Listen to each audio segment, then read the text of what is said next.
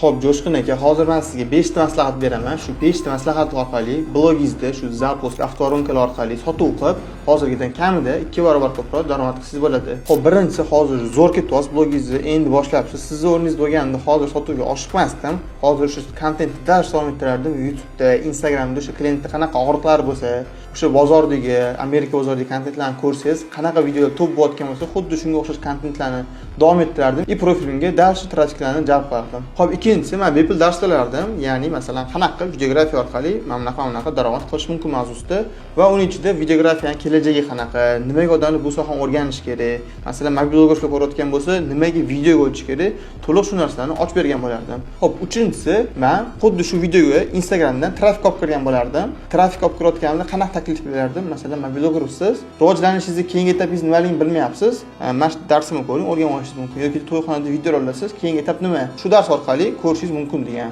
Va kuniga 5-10 dollarga target yoqib qo'yardim har kuni Instagramingizga qo'shimcha obunachilar kirish uchun. Xo'p, keyingi etapda o'sha storieslarimda kundalik ish jarayonlari, lifestyle'lar, kimlar bilan ishlayapman, qanaqa ishlar qilyapman, qanaqa daromad qilyapman, sekin-sekin storiesda progress qilib, barchasini ulashib borardim. Keyingi etap storiesimda o'rtacha 500 ta ahot bo'lgandan keyin o'sha so'rovlar bo'ladi. Kursingiz bormi degan yoki-da o'sha shogirdlikka tushsam bo'ladimi sizga degan. Shu vaqtda o'sha storiesda ozgina progress qilardim.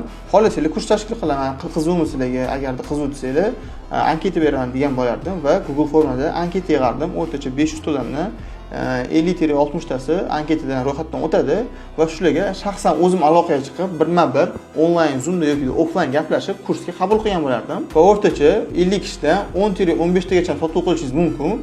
1000 dollar tutadigan bo'lsangiz 10,000 dollar qilishingiz mumkin, 800 dollar bo'lsa 8000-9000 dollar atrofida daromad qilsangiz bo'ladi. Va yana bitta bonus yetardim. Keyingi etapda nima qilay deydigan bo'lsangiz, xuddi kontentlarni yana dash davom ettirardim, dash reklamaga ko'proq pul tikardim. Уже mana shu o'quvchilarim rezultatlarini kundalik storiesga ulashib, keyingi potokda уже 30 ta-40 ta odam olishni plan qilgan bo'lardim. Agarda sizlar ham bloginglar bo'lsa, qanaqa bu orqali sotuv qilishim mumkin deb o'ylayotgan bo'lsanglar, blogimga obuna bo'linglar, videolarni ko'ringlar, komment yozib qoldirsanglar, sizlarga ham yordam berishga harakat qilaman.